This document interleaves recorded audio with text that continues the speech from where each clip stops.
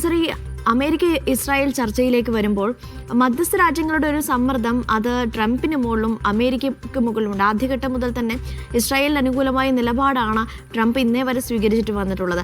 അപ്പോൾ അതുകൊണ്ട് ഇന്നത്തെ ചർച്ചയിൽ ട്രംപ് മുന്നോട്ട് വയ്ക്കാൻ പോകുന്ന നിലപാടുകൾ എന്തായിരിക്കും? അതിനെ എങ്ങനെയായിരിക്കും ഇസ്രായേൽ തഴയിടുക?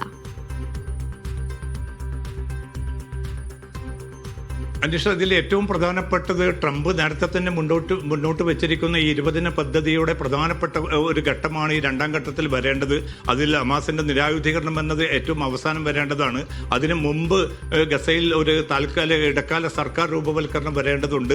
തുടർന്ന് വിവിധ രാജ്യങ്ങളുടെ സേനയെ ഗസയിൽ വിന്യസിക്കുന്നതുമായി ബന്ധപ്പെട്ട നടപടിക്രമമാണ് തുടർന്ന് വരേണ്ടത്. പക്ഷേ ഈ രണ്ട് കാര്യങ്ങളും ഇപ്പോൾ പോലും ഒരു വ്യക്തത വന്നിട്ടില്ല. കാരണം പലസ്തീനികളുടേതല്ലാത്ത ഒരു സർക്കാരിനെ അംഗീകരിക്കുന്ന പ്രശ്നമില്ലെന്ന് ഹമാസ് മധ്യസ്ഥ രാജ്യങ്ങളെ അറിയിച്ചിട്ടുണ്ട്. അതുകൊണ്ട് തന്നെ ഇനി നിയോഗിക്കാൻ പോകുന്ന ഈ ടെക്നോക്രാറ്റുകൾ ഉൾപ്പെടെയുള്ള ഈ ഫലസ്തീൻ ഭരണസമിതിയിൽ ആരൊക്കെയായിരിക്കും അംഗങ്ങൾ, പുറമെ നിന്നുള്ള ആരെങ്കിലും അടിച്ചേൽപ്പിക്കാനുള്ള നീക്കം അമേരിക്ക നടത്തുമോ എന്നത് ഉൾപ്പെടെയുള്ള കാര്യങ്ങളിൽ വ്യക്തത വരേണ്ടതുണ്ട്.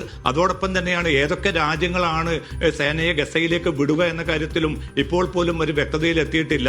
പുതുതായിട്ട് സേനയെ അയക്കില്ല എന്ന തീരുമാനം ഇപ്പോൾ പാകിസ്ഥാൻ പ്രഖ്യാപിച്ചു കഴിഞ്ഞിട്ടുണ്ട്. അതോടൊപ്പം തന്നെ ഖത്തറിന്റെയും തുർക്കിയുടെയും സേനയെ ഗസയിൽ വരാൻ അനുവദിക്കില്ല എന്ന ഒരു നിലപാടിലാണ് നേരത്തെ മുതൽ തന്നെ ഇസ്രായേൽ നിലയുറപ്പിച്ചിരിക്കുന്നത്. അക്കാര്യങ്ങൾ കൂടി ഇന്ന് നടക്കുന്ന ട്രംപുമായിട്ടുള്ള ചർച്ചയിൽ നെതന്യാഹു ഉന്നയിക്കും. എന്തായാലും അടുത്ത വർഷം ജനുവരിയോ അതല്ലെങ്കിൽ ഫെബ്രുവരിയോട് കൂടിയോ പുതിയ സേനയെ ഗസയിലേക്ക് നിയോഗിക്കാൻ സാധിക്കും.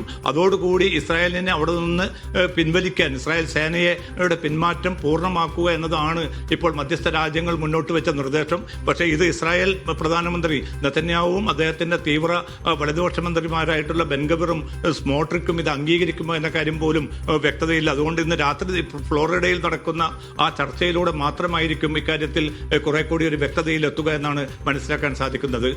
അനീഷ.